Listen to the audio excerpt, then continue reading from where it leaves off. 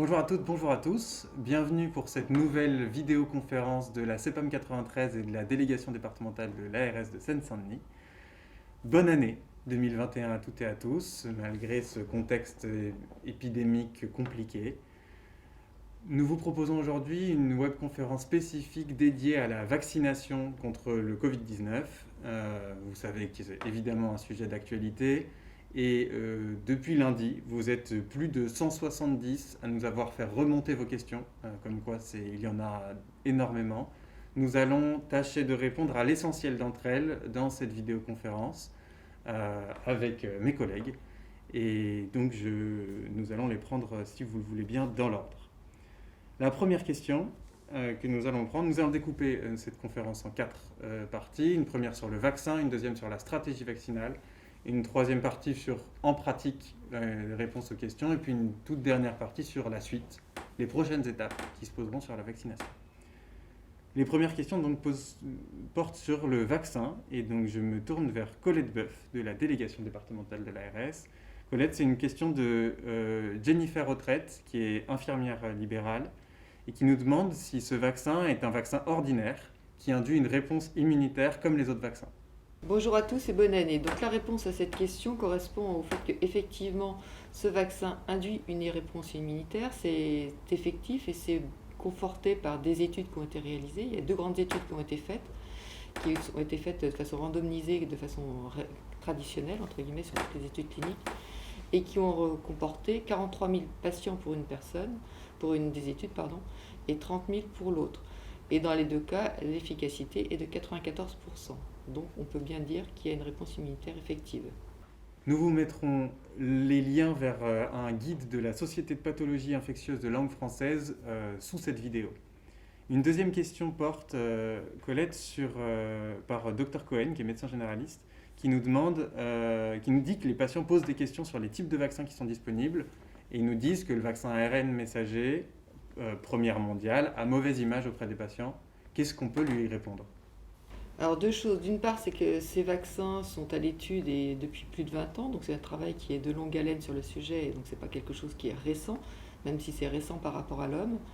D'autre part, ce qu'il faut retenir, c'est que l'ARN messager va dans le sens de la sortie de la cellule et pas de l'entrée, donc ça ne va pas vers l'ADN, donc il n'y a pas un risque de modification de l'ADN qui pourrait inquiéter les patients. D'autre part, c'est un vaccin qui n'induit pas d'effets secondaires différents des autres vaccins que vous connaissez habituellement, tels que la grippe. Et en termes d'effets indésirables graves, il n'y en a pas qui sont démontrés de façon différente des autres vaccins. Donc c'est un vaccin qui n'induit pas plus de risques identifiés aujourd'hui que les autres. Merci beaucoup. Et donc, on a une dernière question sur les vaccins de monsieur ou madame Pézeril, qui est masseur kinésithérapeute, qui nous demande quand est-ce qu'on aura le choix du type de vaccin. Aujourd'hui est disponible un seul vaccin, c'est le vaccin de Pfizer. D'autres sont en processus de validation et donc seront disponibles à partir du moment où ils auront l'autorisation de mise sur le marché. À partir de ce moment-là, vous aurez le choix entre les vaccins en fonction de leur utilisation possible. Donc le vaccin Pfizer, vous avez bien compris qu'il y a des conditions très particulières d'utilisation. Sur les autres, ce sera en fonction de leurs conditions d'utilisation qu'ils pourront être utilisés. Et vous pourrez donc à ce moment-là choisir en fonction des modalités d'utilisation que vous pourrez utiliser vous-même. Merci beaucoup Colette. On va passer à une deuxième série de questions qui porte cette fois sur la stratégie vaccinale et qui est un sujet qui vous a beaucoup questionné, ou sur lequel vous nous questionnez beaucoup plutôt. La première question de Dr Gianaka, qui est spécialiste en médecine générale, concerne justement cette stratégie au sens large qui a évolué depuis quelques jours. Il nous demande qui sera prioritaire pour le vaccin et la vaccination Covid-19. Bonjour à tous et bonne année.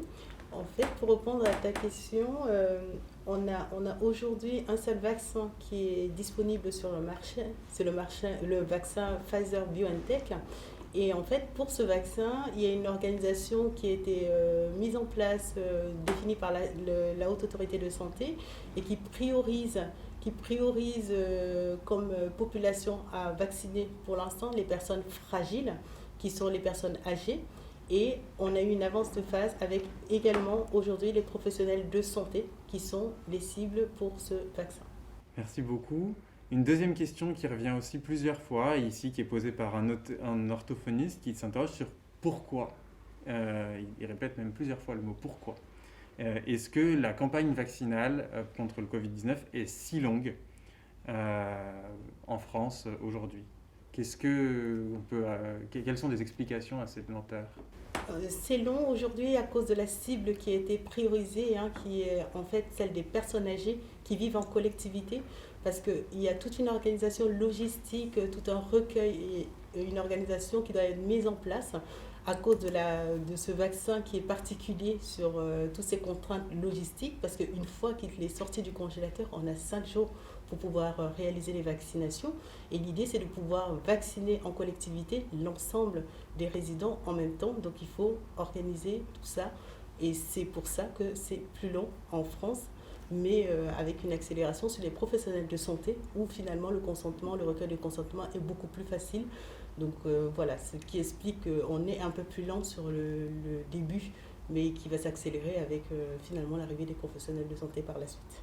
Merci beaucoup. On va reparler des professionnels de santé, mais peut-être avant, une question du docteur Jessica Salines, qui est médecin généraliste. Dans quel ordre chaque catégorie de population va se faire vacciner et à quelles échéances? Est-ce qu'on sait déjà à quelles échéances cette vaccination aura lieu? Alors, dans quel ordre ces personnes vont se faire vacciner? Donc, on a dit qu'on commence par les personnes âgées qui vivent en collectivité. Les professionnels de santé se font en parallèle dans la même phase. En second temps, après les personnes âgées qui vivent en collectivité, on passera chez les personnes âgées à domicile de plus de 75 ans. Et progressivement, on va redescendre sur la catégorie avec les plus de 65 ans. Donc on va rester sur la cible des personnes qui étaient identifiées initialement comme étant fragiles et les professionnels de santé qui aussi accompagnent ces personnes dans les soins. Et il y aura probablement un élargissement de cible en fonction de l'arrivée et, comme disait Colette, des autorisations de mise sur le marché qu'on aura pour les nouveaux vaccins.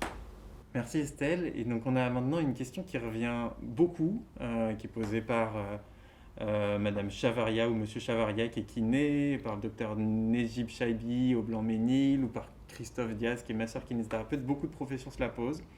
Que je traduis, ces professionnels font-ils partie du public prioritaire à vacciner? Et où et quand est-ce qu'ils vont pouvoir se faire vacciner en Seine-Saint-Denis?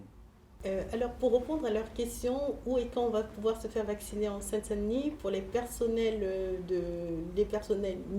libéraux, ils sont effectivement prioritaires. Ils vont pouvoir se faire vacciner dans les centres de vaccination qui seront mis en place pour justement leur permettre de se faire vacciner. Le premier centre de vaccination a commencé hier. Il est situé à l'hôpital Robert Ballanger au niveau de la maison médicale de garde. Donc depuis hier 14h se réalisent les vaccinations. D'ici la fin de la semaine, on aura 4 autres nouveaux centres qui seront ouverts. On a un centre qui sera ouvert au CH de Saint-Denis, un autre à Montreuil, Montfermeil, le 3e et le 4e à Avicenne. De toutes les façons, vous avez déjà été informé de l'ouverture de celui de Ballanger et vous aurez d'ici la fin de la semaine les adresses, les coordonnées pour pouvoir accéder aux 4 autres nouveaux centres. Merci beaucoup Estelle, et donc bien entendu, on vous informera par mail dès qu'on aura cette information fiabilisée. On va passer maintenant à une troisième série de questions, et donc je me tourne vers Claire Plouinec, qui est chef de projet sur la vaccination au sein de la CEPAM 93. Et la première question est très pratique. On parle de cette vaccination. Est-ce qu'il y a un certain nombre d'étapes à remplir? Dans quel ordre se fait cette vaccination, qui d'ailleurs se fait en 2 temps? Bonjour, bonne année à tous. Alors très concrètement, comment ça va se passer? Donc, vous allez tout d'abord réceptionner les doses des vaccins et dans un délai de 5 jours, il faudra procéder à l'administration de ce vaccin pour des raisons de conservation. Donc, après avoir réceptionné les doses, il faudra les reconstituer et là, vous avez 6 heures pour procéder à l'administration. Ensuite, il y a 2 situations différentes qui vont pouvoir apparaître. Soit le patient a déjà fait sa consultation prévaccinale, soit il ne l'a pas encore faite. Donc dans la première, tout est bon. Dans la seconde, il faudra la faire. Donc pour rappel, l'objectif de la consultation prévaccinale, c'est d'identifier l'absence de contre-indication temporaire ou définitive à la vaccination Donc, par exemple, s'il y a eu un vaccin qui a été fait relativement tôt auparavant, également aussi identifier les risques allergiques, puisque on sait que ça fait partie des risques aujourd'hui lors de l'injection du vaccin. Donc, on fait cette consultation prévaccinale, et après cette consultation, une fois qu'on l'a vérifiée, on peut procéder à l'administration du vaccin. Après, se suit toute la partie de traçabilité du vaccin. Donc, la traçabilité va se faire, il y a un téléservice qui s'appelle Vaccin Covid. Donc, ce téléservice, il a 3 rôles. Le premier, c'est le suivi individuel. Donc, il va permettre de recueillir le consentement de chaque patient. Il va permettre aussi de tracer donc, la dose administrée au patient. Ça, c'est pour on va dire son premier versant. Le deuxième, c'est un suivi au niveau national. Comme ça, on va pouvoir suivre combien de personnes s'est fait vacciner au niveau national.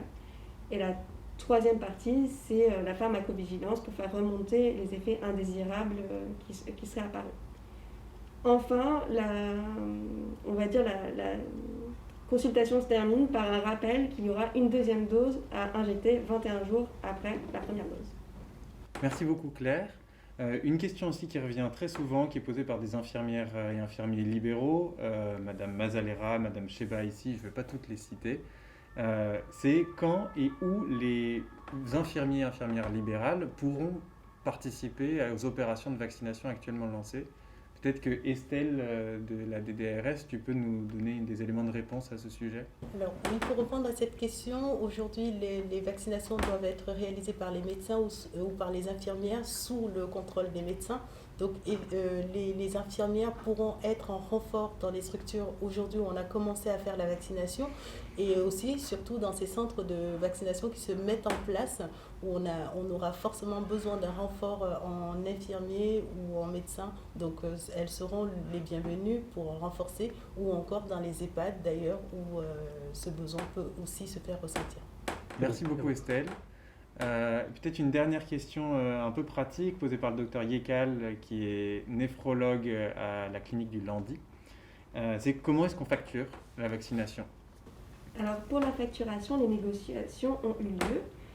Donc, vous pouvez retrouver le tableau de facturation des actes de vaccination Covid sur le site Amélie, ou également on remettra le lien en bas de la vidéo. Ça vous permettra de voir exactement quel tarif pour quel acte. Merci beaucoup Claire pour cet élément de réponse, et donc on passe à une quatrième partie, si vous le voulez bien, de notre vidéo, puisqu'il y a un certain nombre de questions auxquelles on n'a pas tout de suite les éléments de réponse, mais on va quand même les poser. Une question de Catherine Forestier, qui est infirmière libérale, qui nous demande comment vacciner des patients grabataires à domicile. Guylain Ruellan, qui est médecin généraliste à Livry-Gargan, nous demande est-ce qu'on peut déplacer les personnes âgées handicapées qu'il voit à domicile. Sophie Conti, qui est pharmacienne, qui nous demande si les pharmaciens recevront des vaccins pour le grand public ou non. Et puis enfin, Joël Fleurial, qui est masseur-kinésithérapeute, qui nous demande si son épouse, qui est son assistante et qui est en ALD, peut bénéficier dès maintenant de la vaccination. Est-ce que Colette Boeuf de la DDRS, on a des éléments de réponse à apporter d'ores et déjà? Oui, la stratégie vaccinale aujourd'hui est basée sur l'utilisation du vaccin Pfizer, qui a des conditions d'utilisation très particulières. Il est évident qu'on ne va pas vacciner à domicile avec ce vaccin-là, ce n'est pas possible aujourd'hui. Par contre, on attend tous pour bientôt de nouveaux vaccins. Et dès lors que ces nouveaux vaccins arriveront, la stratégie vaccinale va évoluer, et donc l'utilisation a priori, on le suppose, d'un certain nombre de ces vaccins qui vont arriver vont pouvoir se faire de façon plus facile, et donc pouvoir être administrés à domicile pour les patients. Et donc là aussi, l'élargissement de la population cible, c'est-à-dire l'élargissement à l'ensemble de la population, va finir aussi par arriver. Donc tout le monde aura droit à un moment donné à un vaccin. Donc la vaccination va se faire différemment avec l'arrivée des nouveaux vaccins que l'on attend tous, et on n'a pas de date pour le moment. Merci beaucoup à toutes et à tous d'avoir regardé cette vidéo. Si vous avez plus de questions, vous pouvez bien évidemment nous les poser. Vous pouvez également assister au séminaire qui sera organisé demain soir, jeudi, à 20h30 par l'APTA 93 en partenariat avec la DDRS et l'assurance maladie, dans laquelle 2 nouvelles questions pourront être posées et donc dans lesquelles nous espérons que vous trouverez vos réponses. D'ici là, nous vous souhaitons une très bonne soirée, un très bon courage et en vous remerciant encore.